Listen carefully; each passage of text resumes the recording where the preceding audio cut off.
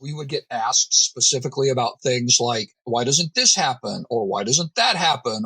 And our answer was always, because if you can do it to the bad guys can do it to you.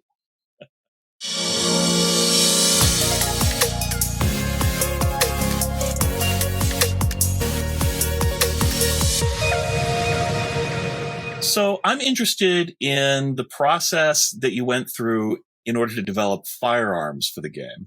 And so, Rich, I hear that you were at least the originator on this system. So can you tell me a little bit about the origins and some of the challenges that you ran into and the research that you had to do? I've done a little of this myself over the years, and it's a challenging field, I think. I had a copy of one of the Bibles for ballistic information, ballistic statistics for firearms at my desk. And so, I mean, I could, at that time, this was, 20 years ago, I could quote you muzzle velocity and bullet mass and how many grams of powder went into a specific cartridge load. And I had broken it out into large caliber, medium caliber, and small caliber, and then heavy frame, medium frame, and small frame, and was just generic, just doing generic firearms. And I remember having written it up to the point where I had examples of existing firearms for each combination of frame and cartridge size. And I had a couple of concerns there. One of them was I didn't want to say anything critical about an existing product and then have Watson get sued by them, which ridiculous, right? Nobody knew who we were back then. It would never have happened. But I was concerned. I wanted to reduce legal risk. And at the same time, I felt like designing two specific firearms dated the book, because firearms go in and out of use, and as odd as it may sound, they go in and out of style. And so anything that we wrote about specific firearms was going to become dated. And I was trying to avoid that. And I had also so this is a personal quirk of mine, right?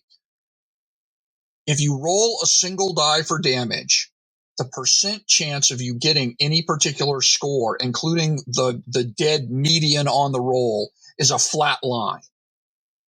But if you roll two dice, you get a nice parabolic curve that's weighted towards getting you that median damage roll.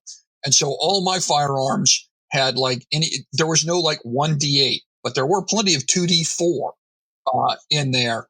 And that was kind of the system when Charles came on board and said, look, this is way too complicated.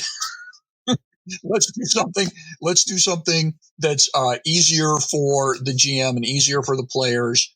And I think a really, really critical design point was saying we want something that's the equivalent of a longsword.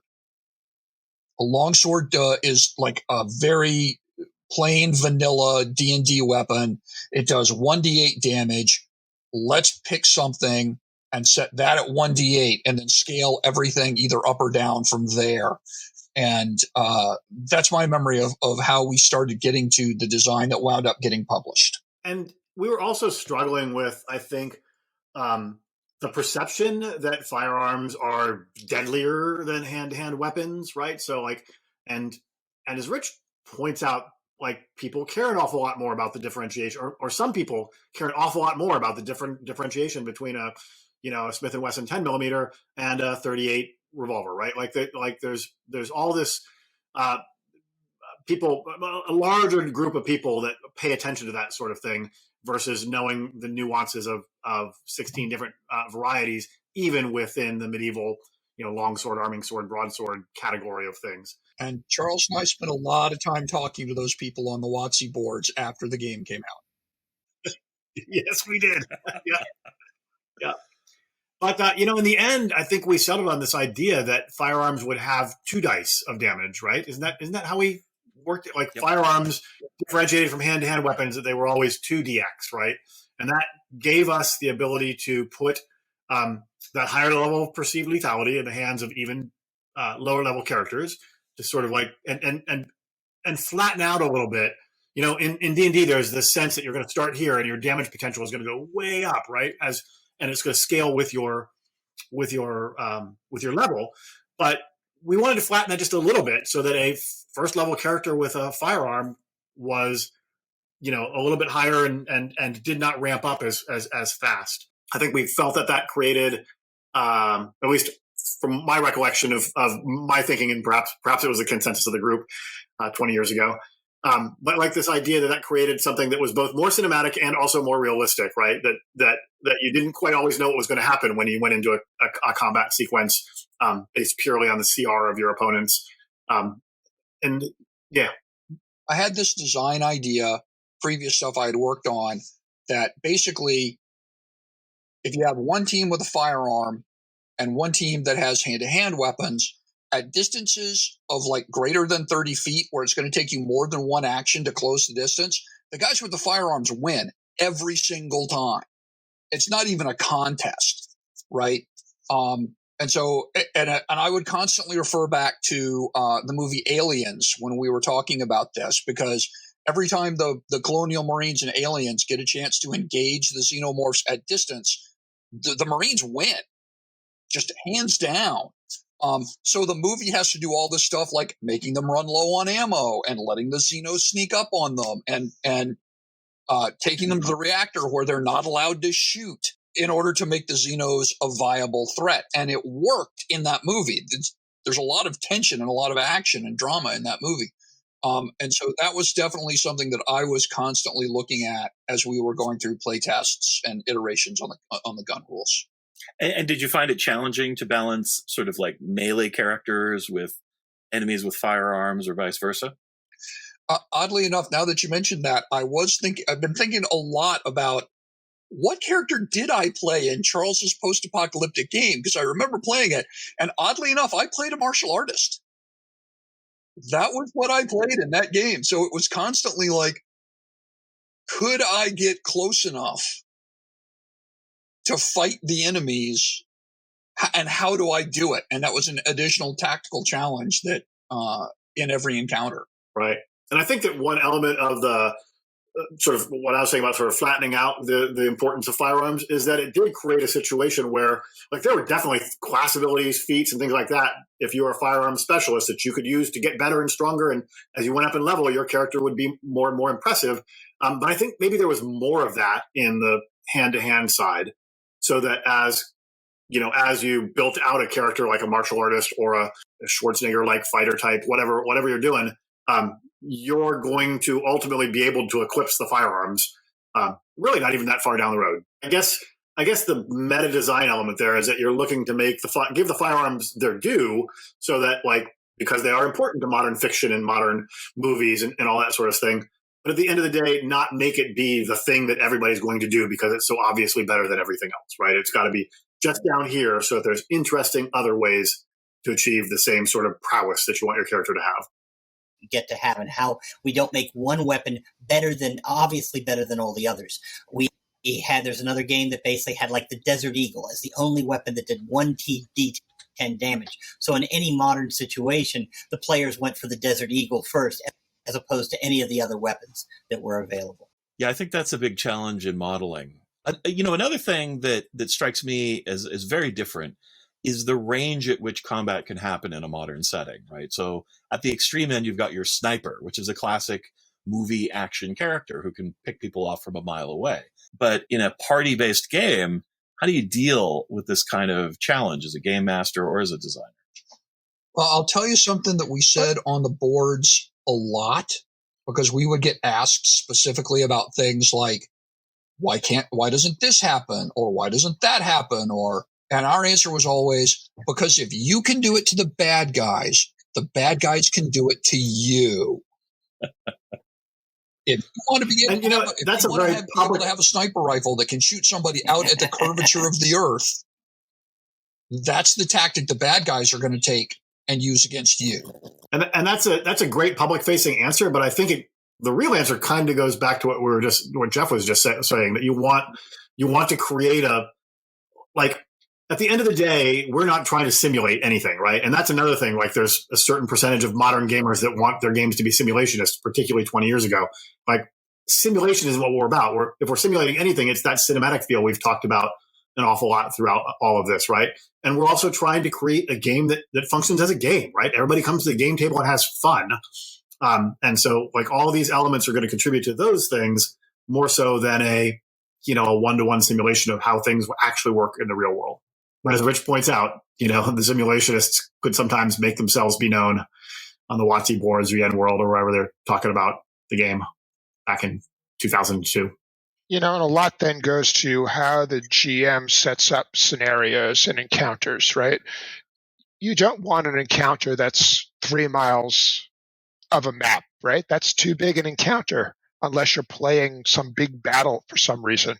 Most of your encounters are going to, or chase, but most of your encounters are going to take place on the floor of a building, like in Die Hard, or in the base of the alien camp in Aliens, or in a very confined space, because that's easier on the game master, and frankly, it's more fun for the players. This is kind of a question for you. Did you ever find yourself torn between trying to use the knowledge that you gained in your research and the needs of making a game that is fun and easy to play? I wouldn't say that I was torn. I would say that, it happened. It definitely happened, but it was more of what we were talking about, where if we had a disagreement, we would go to Bill. Bill would listen to both sides and then make a decision. And that sort of gradually, it not only fleshed out his vision, but it helped us all get on the same page for design. And then once I was on the same, once I sort of knew what my boundary conditions were, I stayed in my lane. And I only had to cut the baby in half once. Yeah. And maybe torn isn't the right word, but I think you get influenced by the things that you learn in a way. Right? And certainly, particularly on the message boards, right? Because this was 20 years ago and there wasn't any Reddit. There were message boards. Particularly on the message boards, Charles and I would point out things like we would draw on our experience. Charles was an infantryman.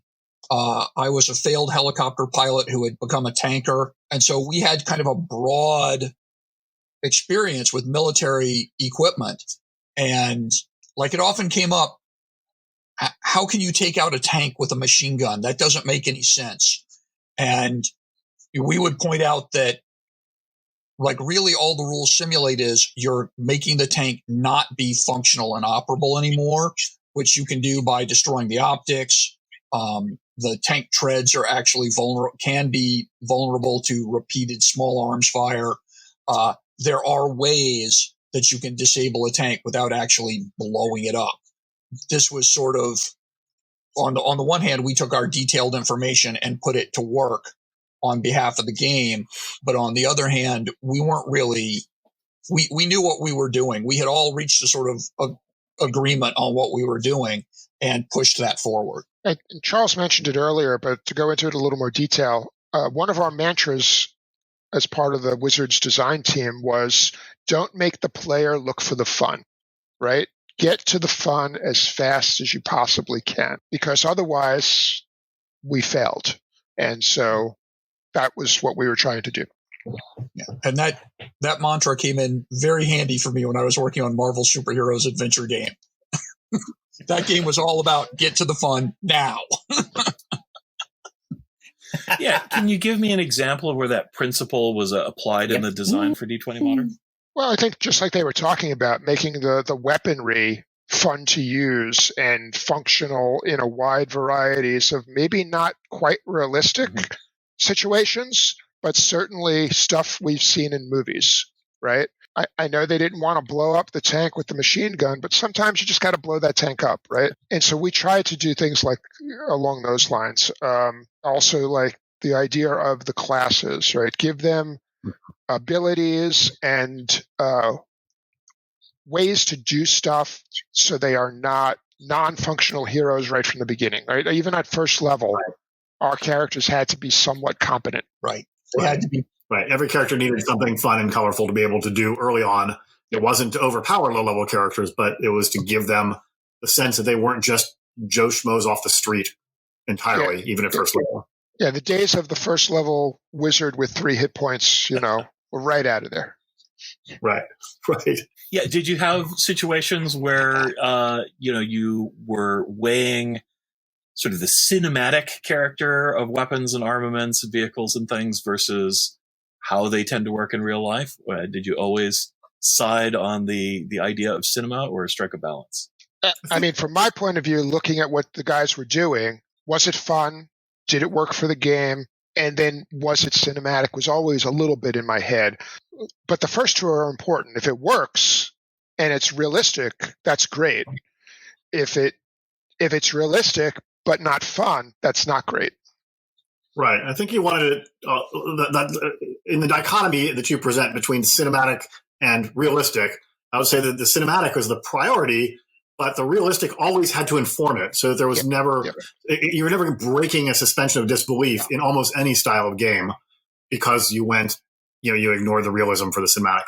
You have to think about where is your audience coming from when they come to your game, right? If they're coming from a very, realistic military background, right? Because, Desert Storm had already happened by then. I was a Desert Storm vet, still am actually. That's how it works. But if you're coming from that, you're going to come to our game and you're going to go, there's other games that I can play that are more realistic, and that's what I want. But if you wanted some escapism, if you were coming to it from, your favorite adventure movie, whatever adventure, action movie that is, our game was there to help you have fun. Basically, it's previous exposure for the players before they come into the game. And a lot of that exposure is from movies, from television, from how we present the action itself. Cool.